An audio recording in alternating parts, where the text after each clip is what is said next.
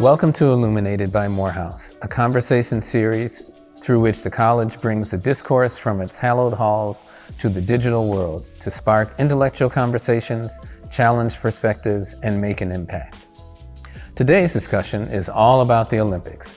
We're sitting down with Olympic track and field legends and former world record holders Edwin Moses and John Carlos to discuss their personal Olympic journeys, as well as the state of the current Olympics today taking place in Tokyo. We'll also delve into their thoughts on player advocacy and rights. I am Ron Thomas, and I'll be your host today. I serve as the director of the Morehouse Journalism Program, which now is a major called Journalism in Sports, Culture, and Social Justice. I've been a sports journalist since 1973, and have had the pleasure of working with our esteemed guests quite a few times in years past. Gentlemen, thank you for being here, and I'll let you introduce yourselves. Yeah, my name is John Carlos. Track and field is my game. I have a history throughout the Olympic Games and thereafter. I'm a social activist, a father, and a loving friend to society. And Edwin? I'm Edwin Moses, class of 1978 at Morehouse. And Morehouse is only Olympic champion so far and world record holder in the former world record holder in the 400 meter hurdles, and two-time Olympic champion and bronze medalist as well. Okay, all right, thank you. Well, I'm really glad to have you all join us today. What we'd like to do is talk about, in the midst of the Olympics in Tokyo, in Japan, we want to talk about a mix of both the Olympic experiences of Edwin and also John Carlos, and their significance at the time they occurred and how they relate to today. And we want to also talk about some of the important news and instances that have happened related to the current Olympics and see how those knit together. So it'll be a combination of the past and the present, and maybe even some thought about how it may affect the future of Olympic sports. So I'm going to start with Edwin, because Edwin, since you're a Morehouse graduate, and what I want to just start to talk about is, you have incredible records, set incredible records in the 400 meter hurdles, and at one time won 122 races in a row, which is just absolutely mind-boggling. I can't imagine anybody having any record similar to that, particularly in the individual's, sport. And I know you were a hurdler in high school in Ohio, and then you came to Morehouse, and you ran several different type races, but settled on the 400 meter and became the world's best at it. And so one thing I was curious about was why the 400 meters? What made you want to perfect that?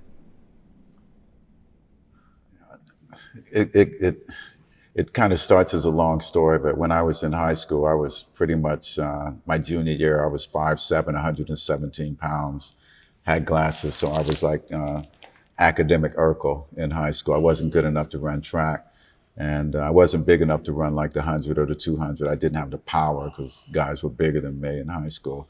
So I got thrown in the quarter one day, and I think I ran 56.4 the first time. And I dropped about 5 seconds between my freshman year and my senior year in high school. But I picked the 400 hurdles because I became relatively good in the 400 flat around the time of my junior year at Morehouse. And then all of a sudden, from one year to the next, from summer to spring, my time just plummeted. And I just managed to pick the 400 hurdles because I qualified for 3 events in one day, the 110 hurdles, the 400 flat, and the 400 hurdles. I thought my chances were best in the 400 hurdles, and I was right. I picked the most difficult event because the competition wasn't as heavy, but I had a vision of how far I could take the competition. And being a good hurdler, a high hurdler, and 400 flat runner, it was the perfect combination. Now, when you came to Morehouse, Morehouse did not have a track, am I right? No, there used to be a steakhouse right across the street, right where the goalpost is, and the scoreboard. There was a steakhouse there. We had no track. The stadium wasn't there. The football team worked out behind the new gym in a little lot there. So we got in cars and carpooled every day to Lakewood Stadium, Cheney High, Grady High, Georgia Tech, wherever we could do. Oglethorpe, I've been to every track, broken into every track in the city. Back in the day, we'd probably get arrested today for breaking and entering, but back then we just jumped fences and went to run the entire 5 years I was here. So I know that you did something that changed training for hurdles, and it had to do with the number of steps between the hurdles. And so can you explain that and what change you made and why it was important? And the other thing, you were a physics major, and I wondered if the physics helped you in developing this change in hurdle techniques. And not only physics, we had some of my classmates, Dr. Audley Mackle, who's an orthopedic surgeon. He was like really into the physiology and the Krebs cycle and all that. We had other guys who were biomechanical specialists. Steve Price was a state champion in the hurdles, so we all learned together. But traditionally, everyone ran like 14, 15 steps in the 400 hurdles. The first time I ran the event, I was running 13 steps because I just have a long stride. I run a lot of cross country, so I had the power. I had the power to be able to maintain 13 through the end of the race. And back then they said it's impossible. The first race, I remember in the newspaper, he couldn't have done that, it's impossible. And I only ran 50.1 seconds. The world record was American record was 48:51. So immediately I thought that was a possibility for me, but 13 steps they said was impossible. That's really interesting. So I want to switch to John because John, you grew up in New York and ended up, your fame really started with going to San Jose State. And so can you just talk a little bit about how you got from New York to San Jose State, but also you were a sprinter. And can you talk a little bit about what it felt like being a superb sprinter, just the feeling in your body and what makes, I would imagine it feels magical to be able to run that fast. Yeah. Well, actually, when I started running track, I was a distance runner.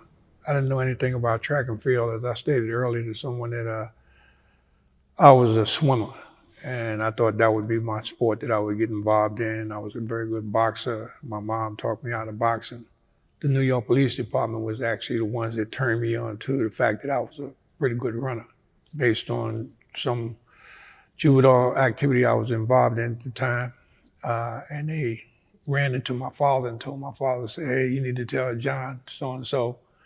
And my father said, no, that's your job. You need to tell him. They caught me over at McCombs Park, which is where they built the new Yankee Stadium. That's where all our track meets used to start.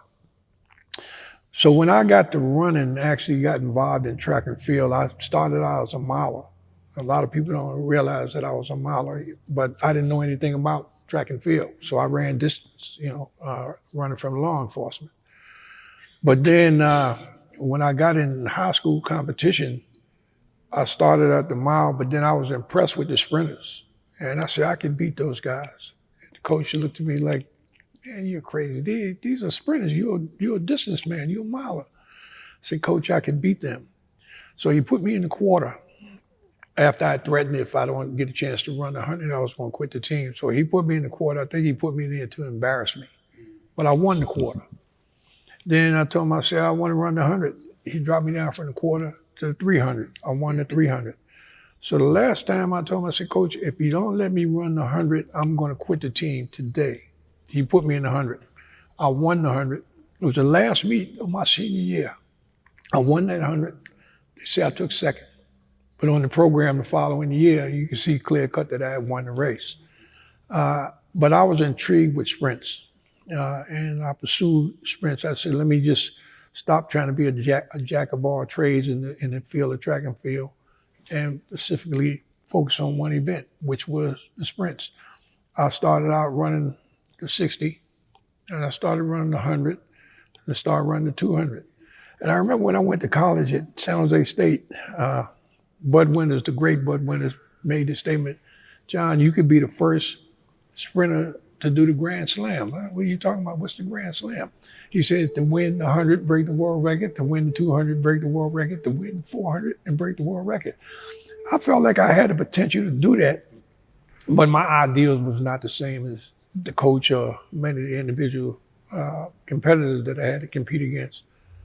Based on the fact that I felt like I was always vocal in issues that was confronting me in society. When I started running and running well, if I broke a world record, they wouldn't give me credit for the world record. Or if I let it be a close race, they would take the race away from me. So then I decided that I wouldn't run for records anymore. I'd run to give the people a good show for their money. I would go in the stands and, brother friendship with the kids, bond with the people in the stands for the next year coming around. And then tell them, say, did you pay your money? Because they said, man, you're going to be tired by the time you get down there. I tell them, I said, did you pay your money to get in there? And they said, yes, sir. I said, well, sit tight because I got a show for you. And then I would run down the steps, jump on the rail. And when I got down to the starting line, I would ask them, say, well, who's taking second today? Not to be braggadocious, but to more apply psychology. How did I get involved in psychology of the sport? It was a young man by the name of Adolph Plummer. He was my senior. And I had gone to Trinidad for my first international competition. And Mr. Plummer applied some psychology on me that day. And he said to me after the race, said, man, I just applied psychology. I psyched you out. And I looked at him and I said, you psyched me out. I said, well, Mr. Plummer, you the first man to psych John Carlos out. And Mr. Plummer, you the last man to psych John Carlos out. So what I learned from him, I applied on a lot of my competitors. But at the same time, I did my due diligence in terms of training, even though I did underground training because they thought I never trained. But I would get up at 5 o'clock in the morning and go do my workout. Huh. So let's go back to Adolph Plummer. So what did he do to psych you out? Well, what happened was, when we run as a kid coming up, we would get a medal and they would have Zeus on the medal. He had wings on his helmet and wings on his heel. When I went to Trinidad, they gave me this beautiful chime alarm clock for winning. I said, wow, this is great. So Mr. Plummer saw it and he said, man, that's a beautiful clock. He said, man, you won that one for your wife. He said, now, don't you have your mother or your mother-in-law? Don't you want to win another one? I said, yeah. He said, well, tomorrow I have the man set up. We're going to run the 100. We ran the 100 meters that first day. We're going to run the 100 tomorrow. So I was excited. He's the big boy on the block. He's talking to me. And he says to me the next day, he says, well, listen, John. He said, nobody in this stadium can beat you. He said, there's no need you killing yourself. I'm going to get in the 100 with you. He said, no need me killing myself. We know who's going to win. He said, so what we'll do when the gun go, we'll just go lackadaisical coming out the blocks. And then the last 10 meters, we'll run to the tape. I felt like, yeah, I'm with the big boys. And when they shot the gun, I come out all lackadaisical. He was gone. But this peripheral vision showed me this dude's rolling. I look up, and when I hit a gear, we was going through the finish line. I'll never forget, he came over and he put his arm around me and he said, young man, he said, they're going to be hard to beat you down the line. He said, but I psyched you out today. I said, you did what? He said, yeah, I psyched you out. And I looked at him, I said, well, Mr. Plummer, you're the first man to psych John Carlos and you're the last man to psych John Carlos. So that was a part of my armor, you might say, to apply some psychology on individuals to let them know. So yeah, I'm going to drop something for you to think about. But at the same time, physically, I'm going to show you something even more to think about. And I carried that through my career. Okay. All right, then. I understand. Well, I was a sports writer for 30 years before I came here to Morehouse. And before that, I ran a little high school track in Buffalo, New York. And I wasn't good enough for anybody to worry about psyching me out. They could just beat me. So I never had that experience. But that's a great story. Edwin, I want to go back to your career here at Morehouse. Because Morehouse is, and still is, as a Division II school, it's small-time sports. And so I know when you were at the Olympics in 1976 for the first time, you won your gold medal. I know that people were wondering, how'd this guy get here? Where's this guy from?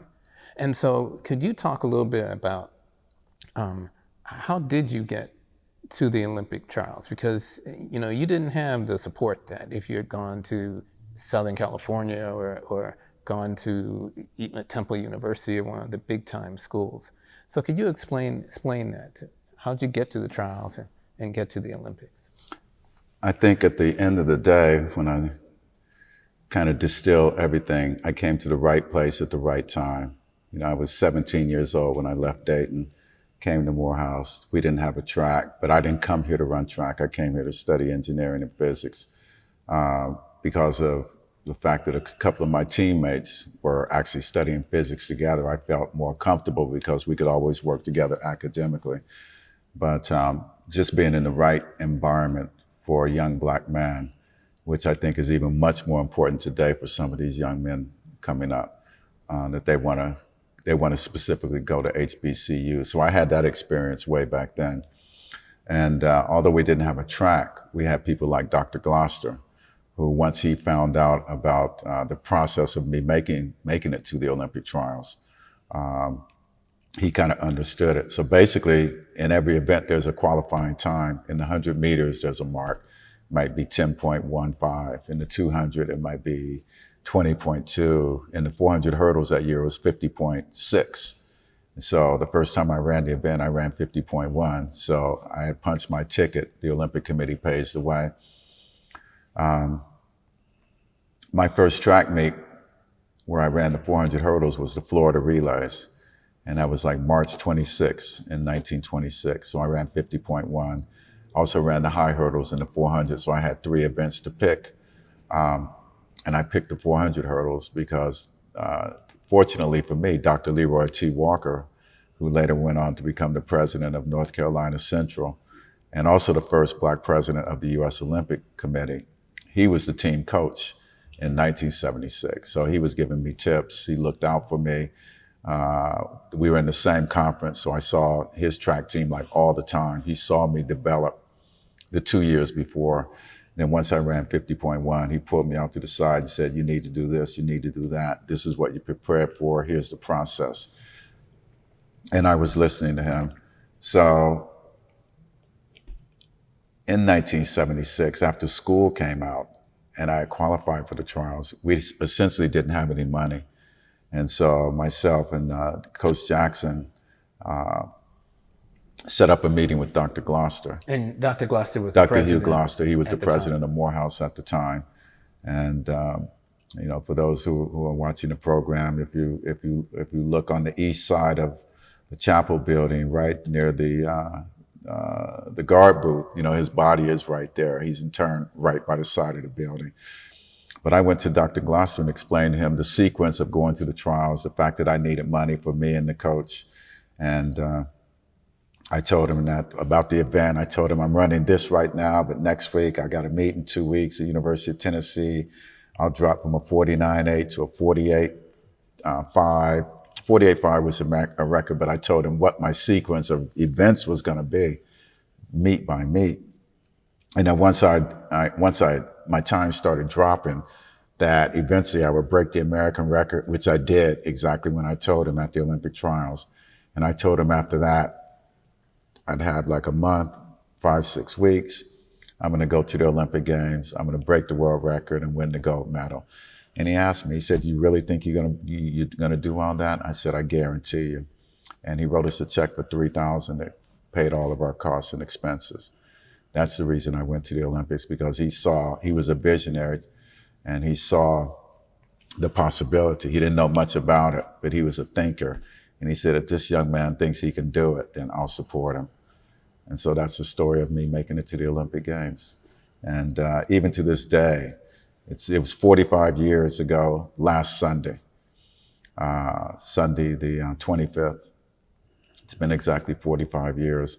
To this day, my colleagues, Spike Lee and Calvin Bishmael and all these brothers who saw me on campus at the end of May and then turned on the Olympics and saw me pop up on the screen. They couldn't believe it. They knew I was running, but they didn't know how fast things were going to escalate. Right. So they still get tears in their eyes today.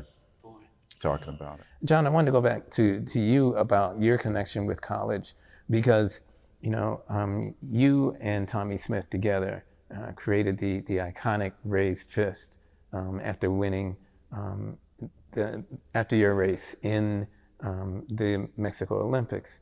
And so could you just talk a little bit about how getting from New York to San Jose, where you were a teammate of Tommie Smith?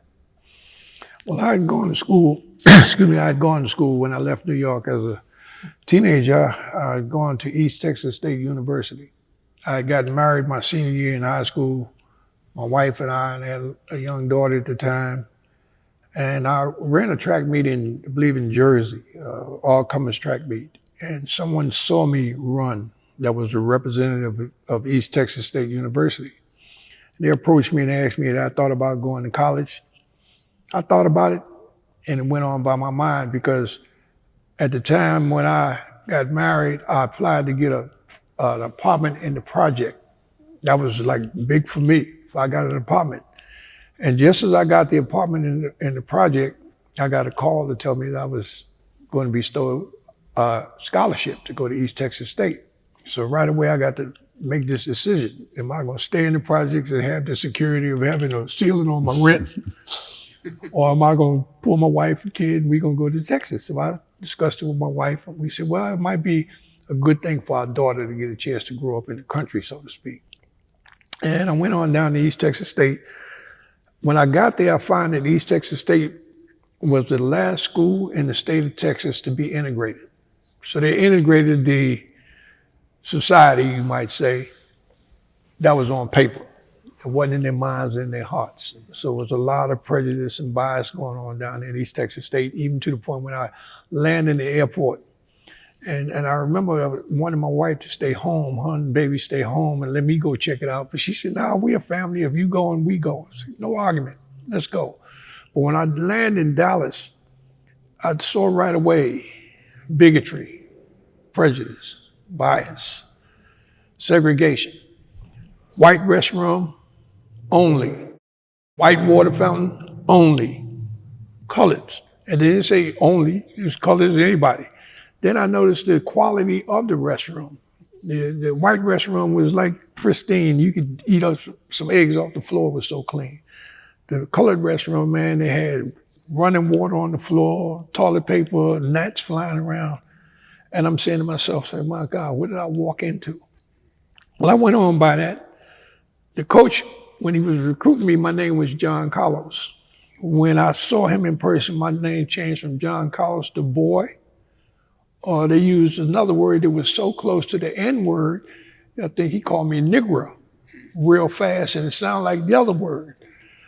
So I had to make an adjustment to that in my mind because I had never been called out of my name. And when I got into town, it was very variables going on. I mean, I come out of Harlem, New York, so I'm accustomed to drinking a little wine or having a beer. They told me it was a dry town. What's a dry town? Never heard of that. So I stayed in East Texas as long as I could, but the race situation had gotten so bad until I felt like I would be off track if I hurt somebody down here to where I'm going in life. So I felt the best thing for me to do was roll my wife and daughter up, head on back to New York, which I did. I went back to New York. But prior to that, when I had gone to San Jose State to visit in 1965, I met Professor Harry Edwards. And he called me and told me they were having a meeting downtown and some people asked him to invite me to the meeting. Sure. Said to my mom, hey, Mom, they invited me to this meeting because I was helping my mother paint the kitchen. And she said, well, if they invited you, you need to be there. So I said, all right, man, give me the information. So they told me the Americana Hotel, across the street from the Old Garden, go down there, look for SCLC. Well, I didn't know what SCLC was at the time. So I go down there and look around the hotel, and then I go to the desk, I'm looking for SCLC. So they tell me what room to go up to. I go up there and I knock on the door, and the guy that opened the door blew me away because I knew the face, but I didn't know the physical stature of the man. I thought he was a taller guy, like 6'4", my height. But this guy was shorter, and I'm saying in my mind, it's him, but it's not him, but it is him, or it can't be him. And that was Dr. Andrew Young. He opened the door, he was real hospitable, real nice, invited me in. And when I walked into the room, it was so many luminaries that we saw on TV. You know, my mom and dad watching all the civil rights activists. And I'm kind of nervous sitting in this meeting. I thought I was nervous anyway until about 25 minutes, 20 minutes later, the door opened, side door, and Dr. King walked into the room. And I was blown away, because my mother always thought that Dr. King was sent here by God to try and help this society. And here he is in the room with our son. And I'm thinking my mother needs to be a rock in my pocket or a bug on my lapel. She needs to be here. And the essence of the meeting was he was going to come out and support the Olympic boycott. We was going to have a small press conference that day, and then when he got back from Memphis, it was supposed to be a big blown out press conference to support the 1968 Olympic or potential Olympic boycott. So after that meeting was over, I went on back. I said, all right, we're going to move to California. And that's how I got to San Jose State. When I got down there, as I stated, I had met someone earlier, Mr. Art Sinberg, that actually formulated the new Speed City, was bringing Tommy Smith, Jerry Williams, Sam Davis, Kurt Clayton, Lee Evans. It was just the top sprinters in the world. There was a cluster at San Jose. Now I come out of New York and I got my little diddy bop walk, and my persona about me, it was contrary to what they believed in. But I'm coming out here, I'm talking smack, and their attitude, well, they didn't particularly care for me because they thought I was being braggadocious. I wasn't being braggadocious as much as I was being assured of who I was and what my ability was. But once we got on the track, they learned to gain respect for my talents as well. So we did very well as a team. That's how I got to San Jose State. I ran for San Jose State 1 year. And that 1 year is because as a young man, I had a wife and a kid. I could not make any money whatsoever running for the school.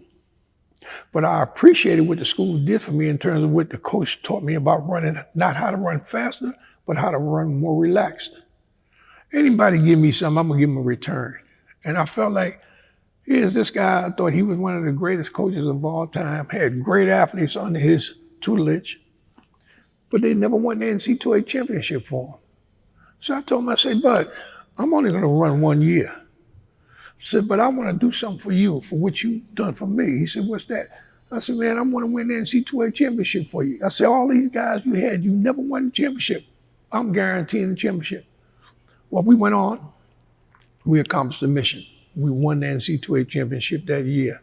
And then I went on from there, left running for the school and started running for the AFL-CIO, which is the Harry Lundberg School of Seamanship down in Piney Point, Maryland. I ran for them for 2 years to promote the school, as well as being able to support my family as well. So that's how my career really took off. And then at the same time, I had an opportunity to focus on my social activism as well, in terms of what I can do as I'm climbing this ladder to recognition or fame. But I didn't want to forget what I came through to get to that level. And I always wanted to project those individuals that didn't have a voice. So, John, in 1968, there were some famous athletes who decided to boycott the Olympics, or at least did not participate. Kareem Abdul-Jabbar, then known as Lou Alcindor, being one of them. And yet you and Tommy Smith both decided to participate in the Olympics. And so could you just explain, one, why you decided to participate? And also, then could you just talk about that iconic moment on the podium at the Olympics? Just how much planning, or did planning go into it? And also, the consequences were monumental for you, both in positive and negative ways. And same thing for Tommy. But I wondered, when you actually decided what you were going to do on the podium, did you guys ever talk at any time during the Olympics about, okay, what might happen afterwards? Let me start off by saying, I want to step back as well when the vote came in that they wanted to go to the game regardless of what the situation was, the social standard here in the United States was. I was disenchanted about that vote. And I'm sitting in my house one day and it's like, I get these premonitions and visions and so forth. And it came to my head like the roof falling in. And it said, John, you can stay home and don't go to the Olympic Games, but they're gonna put someone in your place. And when they get on the victory stand, do you think that they will represent you the way you feel that you need to be represented? And my answer quite naturally was no. I have to go now. But yet and still, when I prepared myself mentally as well as physically, I knew that I had probably greater challenges because I was so vocal. And I stated to you earlier in this interview that if I ran a close race, they was going to take it from me. If I ran a world record, they was going to take it from me. I say they knew I was hurt. I'd hurt myself in Trinidad maybe 6 months before. So when the first trials came, they tried and disinvolve Mr. Smith and I. They didn't do Mr. Smith didn't run from the outside lane, being the rabbit, so to speak, and I'm being hurt. They put me in lane 1. So figure I'm gonna tear my leg up even more trying to run that sharp turn. But fortunately, both of us moved up to the next round, which was in Tahoe itself. By that time I was healed. I broke the world record. Once again, I broke the world record. They chose to say the shoes that I had on did the running opposed to the man in the shoes. So they disallowed that world record. But yet and still, we were on the team. We made the team. But when we got to Mexico City, it was beautiful. All the pageantry, man, all the different cultures, all the different outfits and uniforms and so forth. I'll never forget, we went out, we raised the flag and everybody gave allegiance to their country. And the more I'm there, the more I'm starting to think. The more I'm starting to think about those individuals that came through when I came through that didn't make it, that had more talent than me. I started thinking about, when the welfare lady came to an individual's house that I was there that morning and knocked on the door and the mother said good morning, the woman just brushed on by, didn't even respond to her, looking under the bed, looking in the closet. And I'm trying to figure out what's going on. She's looking to see if there's a man in the house. If a man's in the house, that means your social service or your welfare check is cut off. Is that trying to help us or is that trying to hurt us? It can be trying to help us if they won't allow a man to be in the house and a woman got 4 male sons to grow, to raise. So I'm looking at these things and it compelled me more and more every day I got up and breathed that a statement has to be made.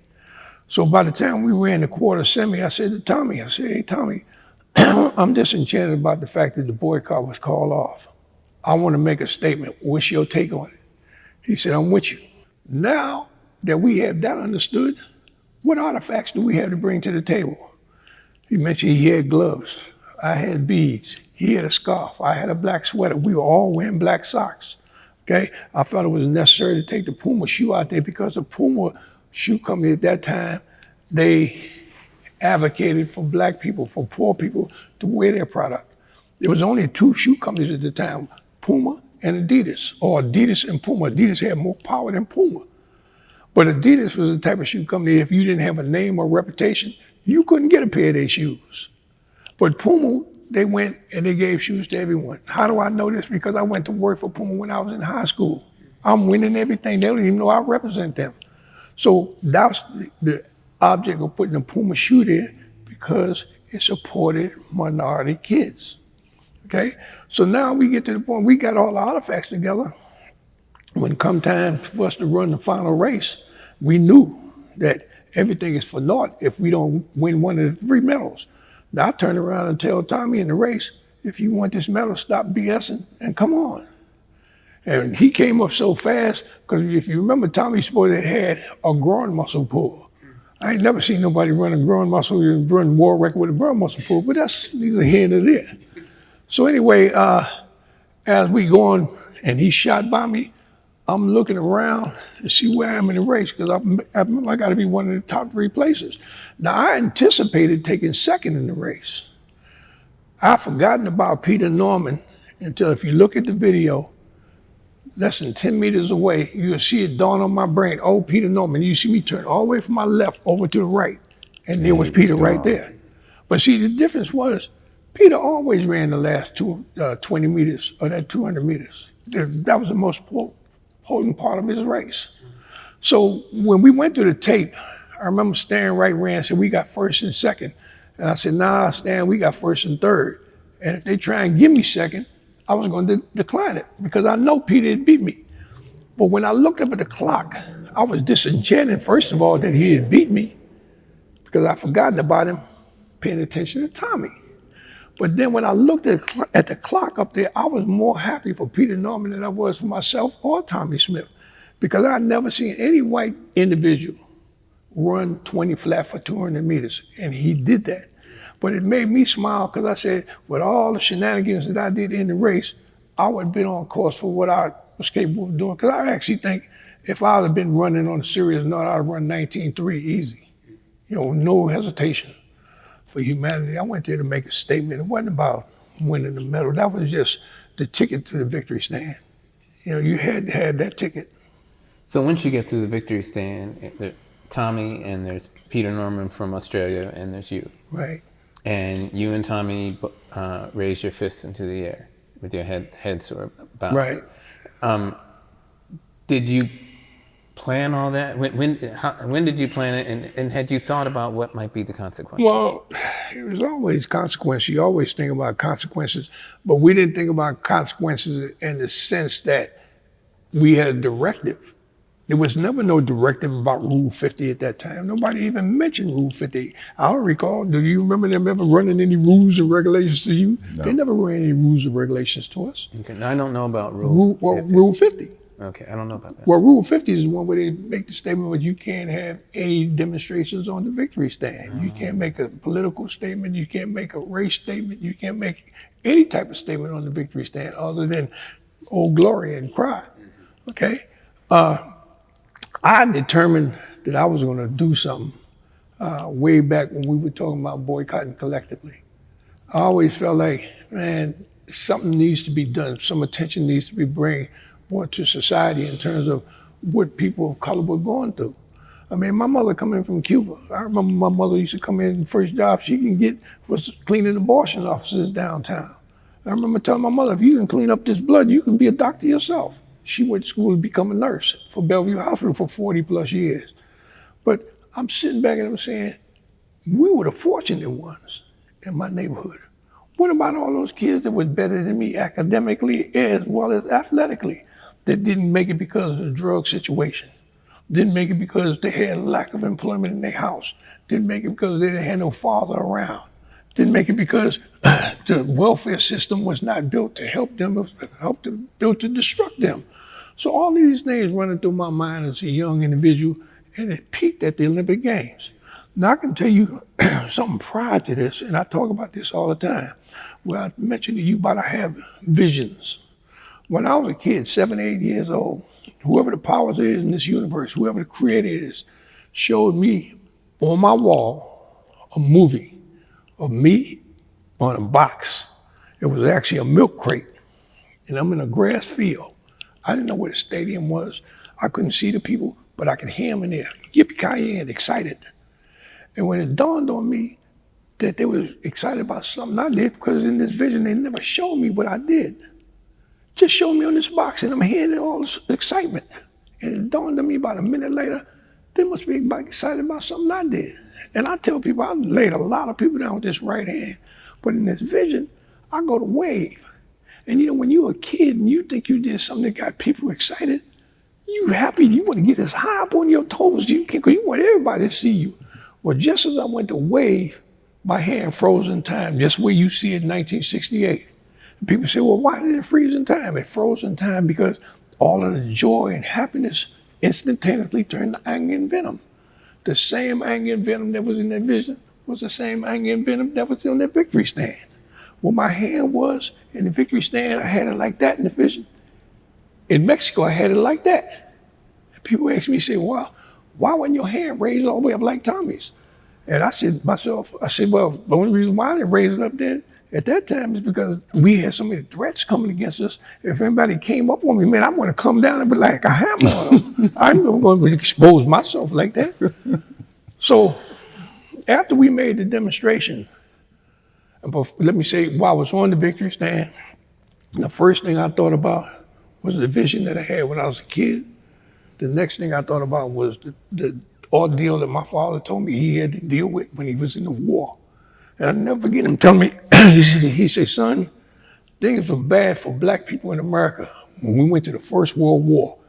He said, imagine this, son, Do you think that things were better for us when we came home or worse? He said, we went to defend America and we got home. It was worse for us than it was before we went into war. And you sit back, I equated that to what was happening in the Olympics. Because my father told me when I was a kid, I said, Daddy, what's the Olympics? He said, son, this is when the nations of the world come together to see who's the strongest mentally and physically. Well, that's the way a war game is, the same difference. But I'm sitting back and I'm saying, it was bad for him when they got back. Leading up to my '68 Olympics, it was bad for every black Olympian that went when they got back. They didn't have no great life. Mm-hmm. And only one or two of them out of the Olympic Games is going to be recognized throughout time. The rest of them fade away. And my question was, how many Olympians that represented America had America come back in turn and represent them? In terms of saying there's a Fortune 500, how come none of these individual black men or women ever received a job for it? Mm. How come the continent of Africa never has hosted the Olympic Games? That black ring in the Olympic circle is the ring that connects all of them together. Why is it that everybody else have that day under the sun in the Olympic movement but the continent of Africa? These are the issues that still confront me. That's why that demonstration was necessary in 1968, and I think it's prevalent to be necessary today as well. Well, that's some powerful stuff. That's a powerful life you've had, and it's admirable. It's very admirable. So I was very interested in what John was saying about East Texas State and the conditions he ran into, because when I was a kid, and one of the reasons I became a sports reporter was because a book came out. It was called The Shame of the Black Athlete by Jack Olson, who was a writer with Sports Illustrated. And that was the first time I read about the discrimination that black athletes faced, both on the college and the professional level. And it really changed my whole feeling about sports, and one of the major reasons I became a sports writer is because I wanted to write about that. And so now we're in a much different era in many ways. Black athletes are glorified and have been for many years. They've gotten a lot of endorsement money that we never used to get before. So many things have changed. You know, in certain sports we've become some coaches and managers and all that, but still there are incidents that show you that there's still discrimination in sports. And some of it we have seen in these Olympics. So I want to talk now about some of those things that have come up, and many of them have come up regarding black women. Sha'Carri Richardson, Allison Felix, also Simone Biles, and also Simone Manuel, the swimmer. And so I don't know if we'll get to all of them, but I wanted to talk about some of those incidents and see how you feel about them. Edwin, I wanted to start with you because after you ended your career as a track athlete, you have been heavily involved in helping the Olympics develop its rules and testing procedures regarding drugs. And so I wonder if you could talk to us about how you feel about Sha'Carri Richardson being basically banned from the Olympics. And two things happened. One, she was told by a reporter that her biological mother died. And that's a shocking way to hear that. You know, it's a shock for anybody when your mother dies, but to hear it like that, it's just terrible. And she ended up eventually, she was, the 100-meter favorite, great sprinter, and she was suspended by the Olympics because she tested positive for marijuana. And she said that as just trying to heal herself from the shock of her mother's death, she did use marijuana. And she admitted it, but she used it in Oregon, where marijuana is legal. So despite that, she was suspended and lost her spot under 100 meters. So I just want to start with asking you, can you explain what the thinking of the Olympic Committee was, or the Olympics was? Because a lot of people, I think, thought, like I did, well, this sounds like a special circumstance, and there is no benefit athletically to using marijuana. So couldn't an exception have been made here? Well, I'll start by a lot of my fellow alumni don't really know. I started out with no track, no field here at Morehouse. So all I had was shoes, and to get to a track, I felt like I was doing everything. I'm very anti-drug because I've seen the destruction that it does to real competition, the kind of competition that John was in and the kind of competition that I was in. And also it really just disrupts, if you can imagine what would happen in Mexico City if someone would have been, if 2 or 3 Russians or Bulgarians would have gotten on the podium before John and Tommy, then history would be different. So I've been involved with anti-doping going back to the late 70s, because I saw the women and how they decimated the American women in track and field in 1976, where Evelyn Ashford probably should have run a medal, but it was she lost to Bulgarians and East Germans and Russians and Czechoslovakian women who were heavily doped by the system. So I've been very much against that, because I've seen the faces of and it was Black women that were my teammates getting just decimated in 1976.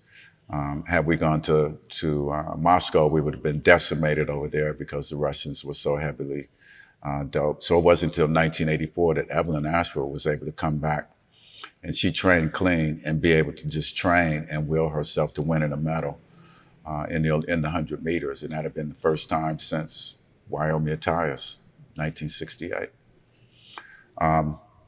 So I'm currently the chairman emeritus of the United States Anti-Doping Agency. I was the chairman for 8 years and been on the committee for 10 years. So I've been dealing with these kind of cases for a long time. And it was myself and several other African-American athletes that decided after Ben Johnson that we wanted to have a clean sport. And it was us as amateur athletes at the time, actually more professional than amateur, but we decided that the sport was being corrupted by athletes who were being doped, and specifically the ones from the East Bloc. So most people don't know that it's African-American athletes were really, really concerned enough to change the rules. And I was in charge of that. So fast forward up to Sha'Carri Richardson in this year. She wasn't the only athlete that tested positive. You heard a lot in the newspapers about discrimination. There was a lot of conflating legality of marijuana in Oregon, in New York, and Colorado, with being able to smoke in a race. She wasn't the first one in the United States that suffered a ban. And she was one of the few Black people out of all the cases that we did have. So there was nothing discriminatory about it. I was upset about it because I couldn't make any statement because, I'm chairman emeritus and we have a protocol in terms of press. But the other athletes were white. There was one other Black, the other was white. Internationally, there's dozens of cases with the with the World Track and Field Federation and between water. There's dozens of cases from almost any place in the world. So it's not really unusual. The rules are the rules. Every athlete knows that had she taken an opioid or stimulant, a whole range of drugs, under competition circumstances, you get banned. And so, and I understand the mental health issue because I had to deal with some issues of depression and anxiety when I had my series of concussions and the aftermath of that. So I know how insidious it is.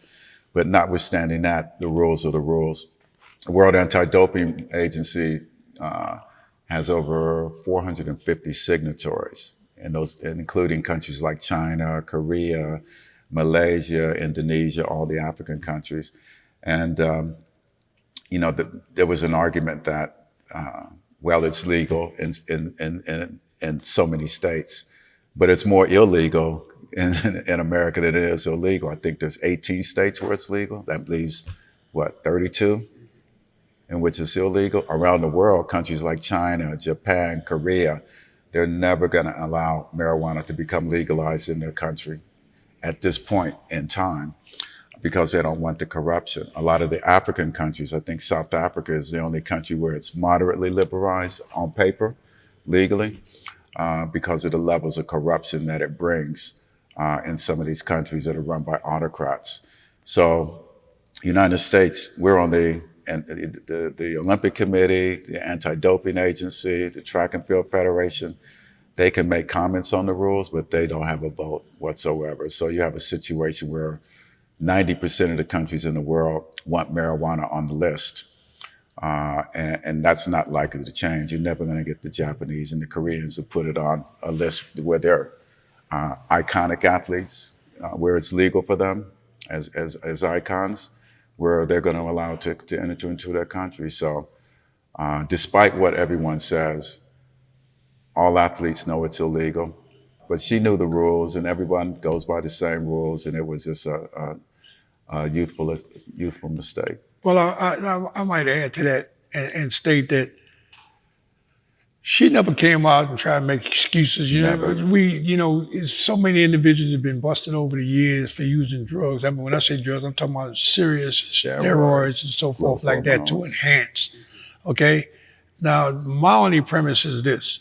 The young lady never denied that she smoked the weed, but at the same time, as your statement coming in, leading in, there has to be some sort of compensation if it's relative to that rule. You understand? And I'm not saying it has to be changed today, but I think every 4 years or 8 years, they need to reevaluate the rules. Review it every year. And see whether the rules are current to the current times. When you sit back and think about a young lady, 21 years old, and it's a culture shock, to come from dormancy into stardom, okay? And then while all this stardom is coming to you, you have tragedy at the same time. And she has a mental deficiency as well, okay? So with the man telling her about her mom dying and so forth, she said, yeah, I smoked a little weed, but it's probably 10,000 of them out there smoke some weed too. They just knew when to back off. She didn't know where to back off. But the bottom line is, it has to be some room for evaluation. It has to be some room for consideration of the circumstance. I mean, you can't just cold cut. I see individuals that I bet all my toes that they was on drugs. The people that was investigating them for drugs and they was on it, but they just couldn't prove it because they knew when to back away from this stuff. Mm-hmm. And then at the same time, those that get busted for drugs, there's 1,001 excuses. Oh, well, I was walking by my dog. They sprayed my dog with something. I inhaled it. That's how it's in my system. I drank some diet tea and it came up in my system. All kind of excuses. But the young lady never made one excuse. But the silver lining to it from her history is this. It's like God do things in mysterious ways. You sit back and you look at this young lady and say, well, yeah, with all the controversy about how she is as an athlete, about her flamboyancy, about the fact that she lost her mom, about all this is crashing down.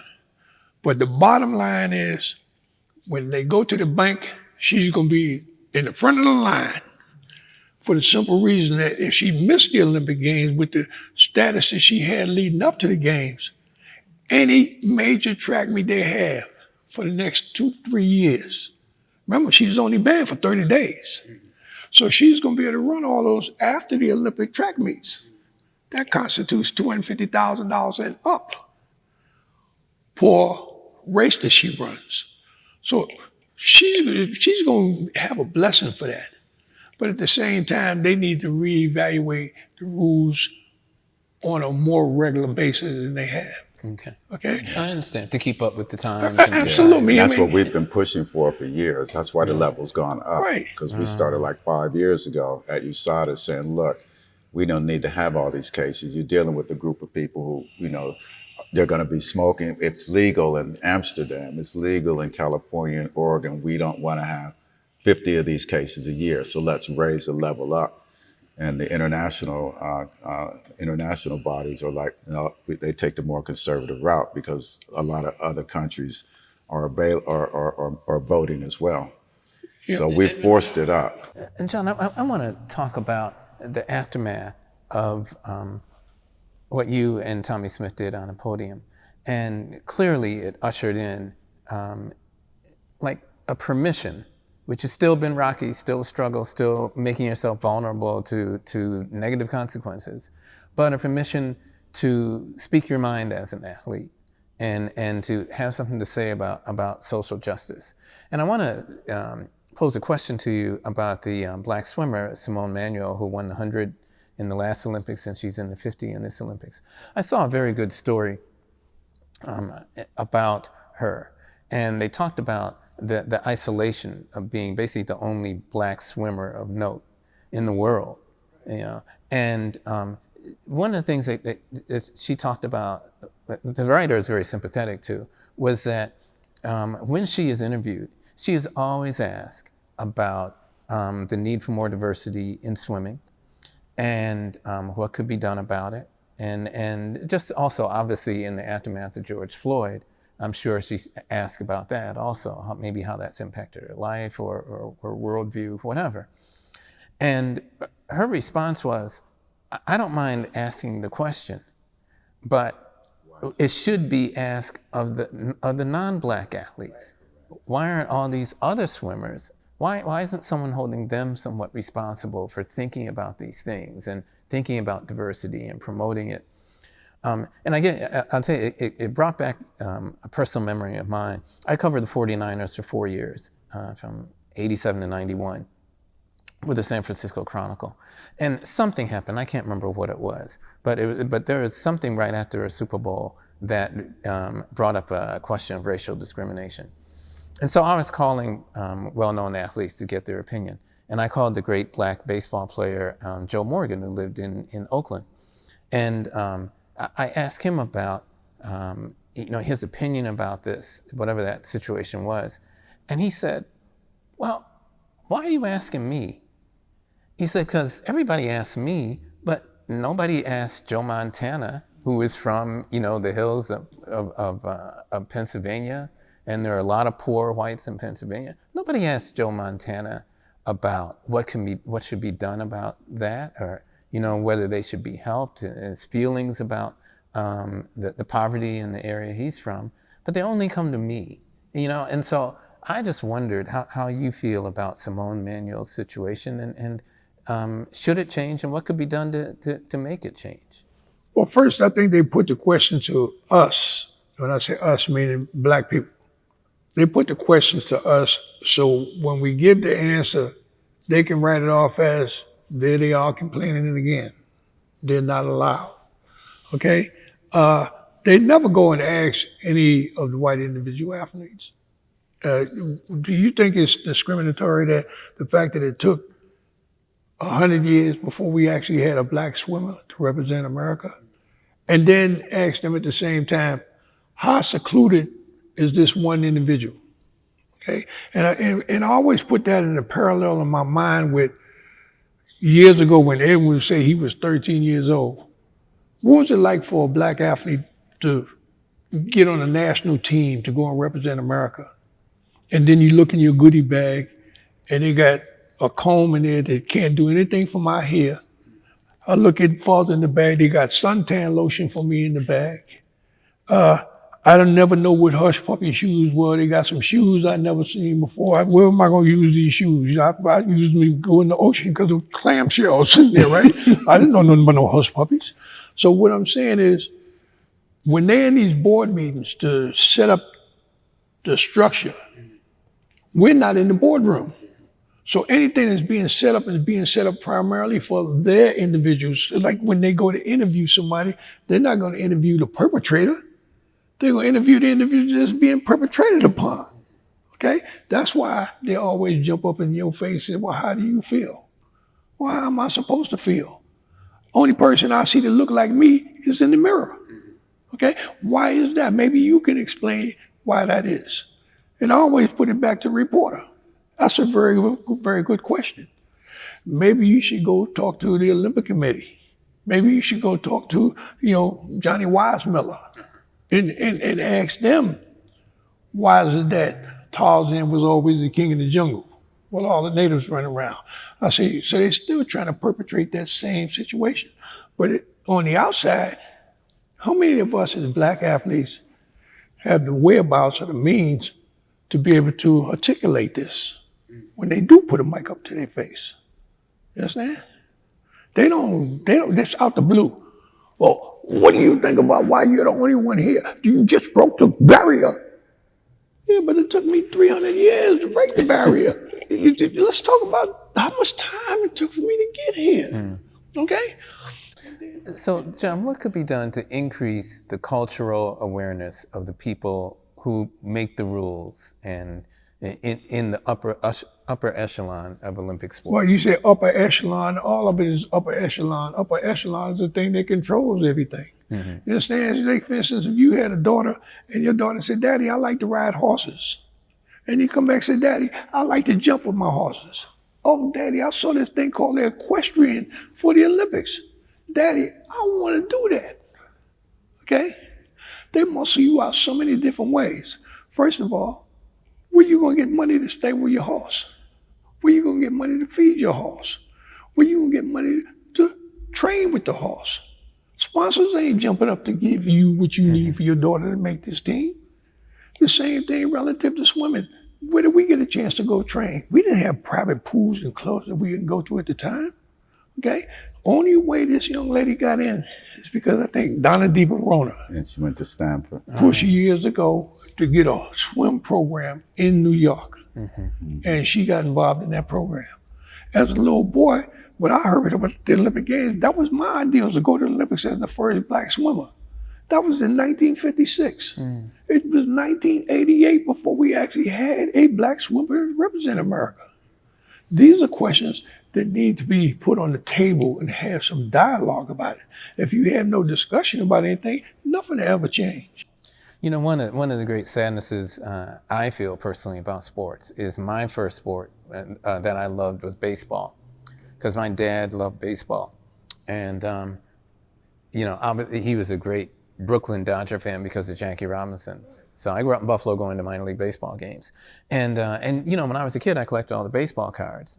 And nothing against white players, but I always put the black players on top for every team, you know, because I could relate to them. And there were so many. I remember in Ebony, like a third of the baseball players, they would put all the pictures of the black baseball players every year, and it'd be like a third of the rosters. And now it's like down to like maybe 8%. And one of the reasons is because it used to be that, you know, you get recruited out of high school, but now you've got to be on a traveling team. And the traveling team costs so much money. And this has been sort of created with, again, no cultural and social economic awareness. So nobody has made a rule, you know, or written down something to reduce the number of black kids in baseball, but they've created a system that excludes them. Sort of, I don't know how you would put it, but the result is that it excludes them. Yeah, but and it's the same type of financial discrimination. But it's a couple of ways they do this. I mean, black is black. Whether I'm here, black, or whether I'm on the other side of the border in Mexico, I'm still black. So when they go and get a baseball player from Costa Rica or they get them from Cuba or wherever, they black, but they still be very discriminatory towards them economically. Whereas, you know, if everyone is playing baseball, they say, well, with this talent, man, we're going to have to sign him to at least $5 million. Right. But if we go get you, we can give you $100,000. Right. You understand? But we meet the color line. From South America. And that's, like, for instance, when you talk about baseball, if you was to go up to Kansas right now to where they have the Negro League Museum, and you go up there and you say to them, say, man, this is really beautiful, man. How many kids come through here? Say, white kids go through there. We don't go through there. But then you say to them, say, well, how many black baseball players come back to support? And they tell me, so, well, John, when we want to honor a black baseball player, they're afraid to come for fear that the American and the National League will be upset with them because they came to support their own system. These are the type of things that we have to go through. When we talked about sponsorship for Morehouse. Why should it be so hard for us to get sponsorship to represent them? That's like saying me going to the Olympics, I represent America at the Olympics, but America don't represent me. I mean, what am I supposed to do, sit there? Yeah, I could be crazy too, by being in that situation for so long. I'm representing America. When I get home, they ain't call me XYZ in Europe or Asia. But as soon as I get off the plane in California or in Texas, I'm called out of my name. Simone, when she was flipping through the air and making 10 on 10 points, she was the greatest thing going. But she says, oh, I have a mental deficit right now. Mm-hmm. We don't care about your mental deficit. White society right now is upset with her. It's almost like, bar none, this is your mission. Go through anything, walk through that wall, but don't let us down. They don't care about her. If it was a white kid that did that, you wouldn't hear the uproar that you hear about her right now. So let me ask you about this, because this is the next thing I was gonna go to. It is the term mental health had to be, I'm going to take care of my mental health. That really started with Osaka using that phrase, and her saying she didn't want to be interviewed at the French Open. And I think in a lot of ways it was handled badly by everybody involved, but as a reporter, I can understand why in a particular situation she didn't want to be interviewed. So I can understand, but that was when this mental health term came up. So now we have the situation with Biles. And I just wondered now, we grow up in a culture where athletes are supposed to play through the pain, and everyone always thinks about this physical pain. People don't think about mental pain when they think of it that way. But are we entering a new era where athletes can talk about this? And Edwin, you've been in this for so long. How many athletes do you think have been in sort of a Simone Biles situation and just felt they could not say anything? And so I'm just curious. I think a lot. When I heard Naomi Osaka talk about what happened at the French Open, I saw it live and I knew she was very upset. And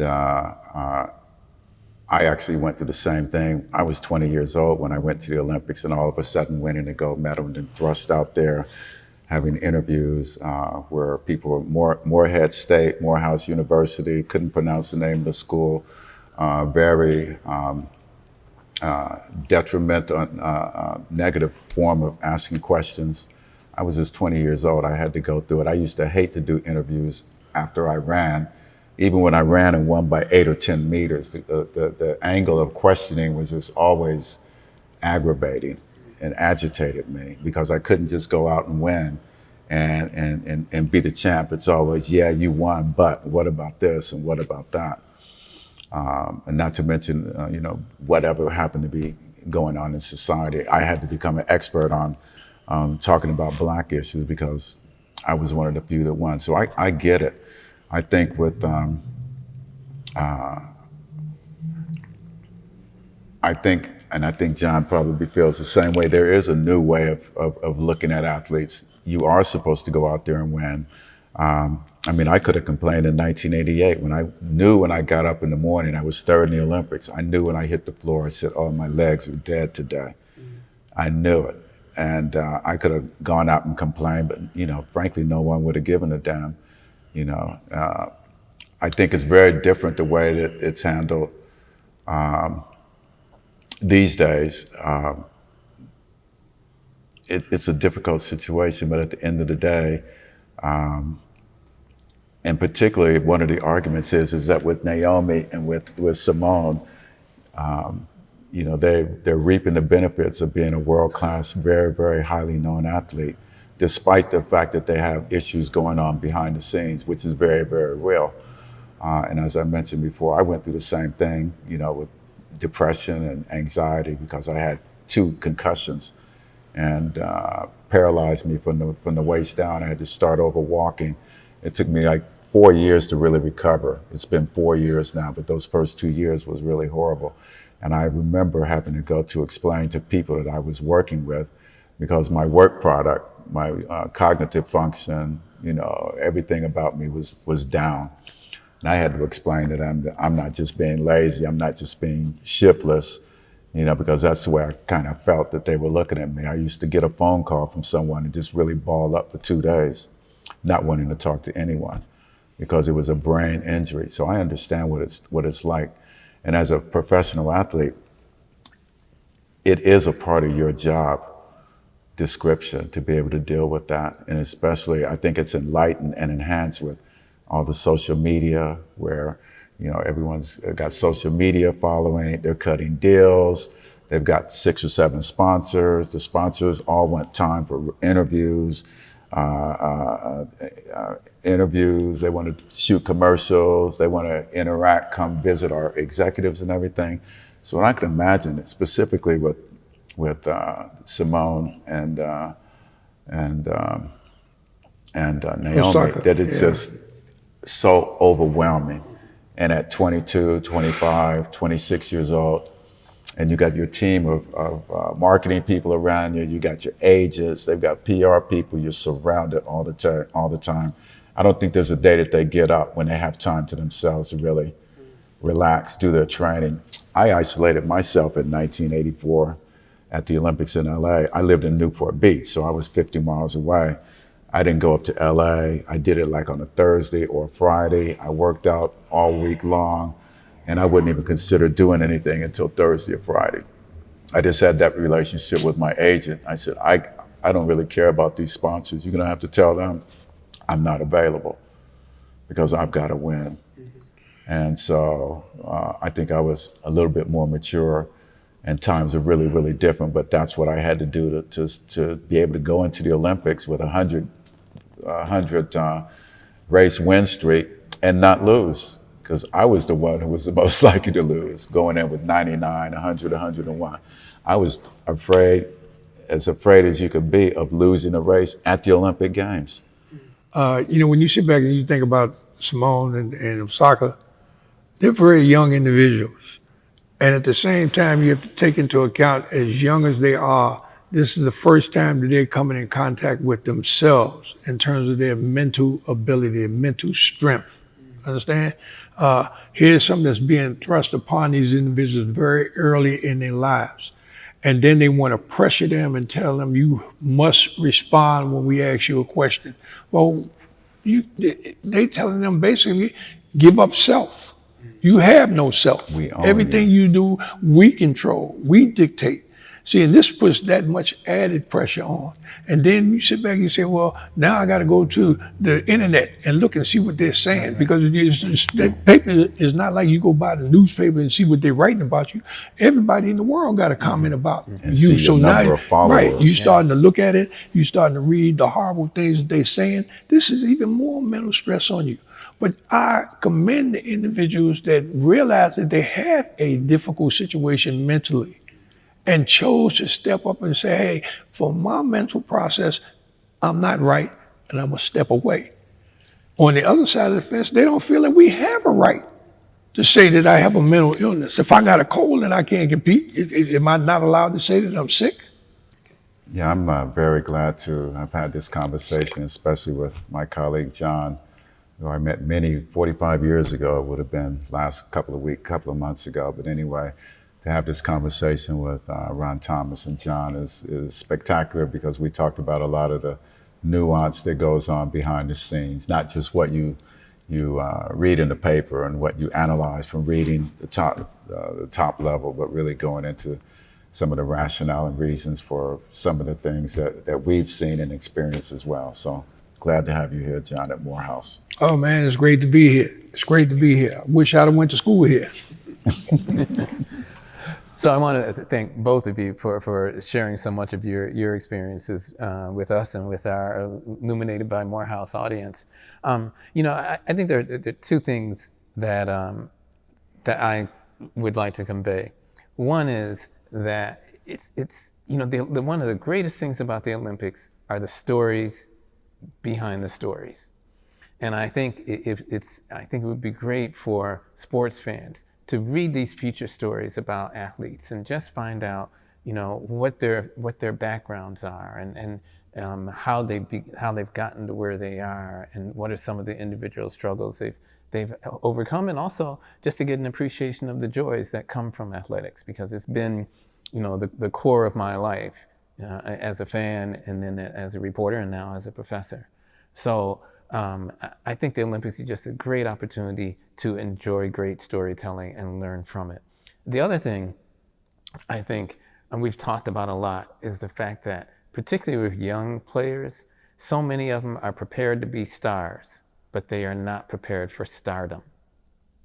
And so they've been practicing, perfecting their craft. But then if they actually become what they want to become, a star, there is so much more that goes with it that there's no way for them to have been prepared for it. And I think if we remember that, we'll be more sympathetic to them in so many ways. And then you get, as a reporter, I used to get the enjoyment of watching them grow. And I think that's something else we should acknowledge, that the athletes mature, and then we see it in the way they handle the stardom that they've achieved. I'm trying to put in parallel what you say with back when I was a kid, and I was watching Jackie Robinson, and I watched Out There Gibson, Kurt Flood, all of them. And I thought to myself, right up even to Mexico, about how difficult it is for a black athlete to represent the entity in which they're playing for, whether you're playing baseball or whether you're playing basketball or football or what have you, and doing so much for your particular team to win. And then based on the color of your skin, you have to take so much abuse from the spectators that you're representing. Jackie Robinson went through it in modern day. You sit back and you think about all the European black football players, soccer players throughout Europe and Africa. Go through it now. They're going through it right now. And then I remember I went to Romania for the State Department to give a lecture on this. And then the State Department got upset because I told them the truth about what was happening here in America to Jackie Robinson and such, in terms of how we are dealing with that situation. Like they was offended because I'm telling those individuals over there about how to be tolerant, but to be progressive in terms of making this change come about. You can't sit on your thumbs. You have to get up and fight this system to make change come about. But just think about how many great athletes there were to go to the Olympic Games or to establish the baseball and football, and for them to be superstars. And just think about what they had to endure to have America shine. It's absurd. It's absurd. It's even more so, it's absurd that here we are in 2021. They didn't pass the moon and go into Mars, and we still haven't dealt with this race relations here on this earth here. Thank you for your time, and I have to go. That's all for another episode of Illuminated by Morehouse. Thank you, Edwin Moses and John Carlos, for your time and your work. Be sure to like and follow Morehouse College on YouTube, Facebook, Instagram, LinkedIn, and Twitter to stay up to date on daily news and happenings with the college. Please stay safe, stay informed, and stay tuned for the next episode of Illuminated by Morehouse. Thank you for watching.